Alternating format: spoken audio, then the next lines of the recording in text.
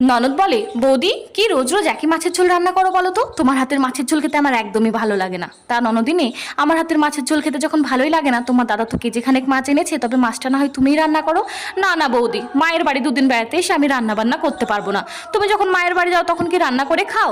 রান্না করে খাই না খাই সেটা বড় কথা না, তবে তোমার মতো কারো রান্নার খুঁত ধরি না। কেউ যদি ভালোবেসে এক গ্লাস জল ঢেলে খাওয়ায়, তার সামনে এমন ফিল করি যাতে মনে হয় তার হাতের এক গ্লাস জল খেয়ে আমি অনেক তৃপ্তি পেয়েছি। রান্না বান্না তো ছেড়েই দিলাম। তা যাও, তুমি গিয়ে স্নান ধ্যান যা করবে করো। দেখছি যদি তোমার রুচির মতো মাছ রান্না করতে পারি তবে না হয় খেতে ডাকবো, না ডাকলে ভাবে রান্না ভালো হয়নি, ডাল দিয়ে না হয় খেয়ে নিও।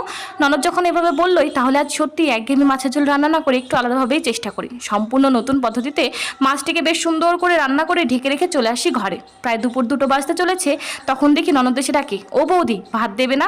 না গো, মাছের ঝোলটা আজ এত বাজে রান্না হয়েছে যে বাড়ির সবাই দুবেলার মাছ একবারেই খেয়ে নিয়েছে, তোমার জন্য এক পিসও বাদ রাখে।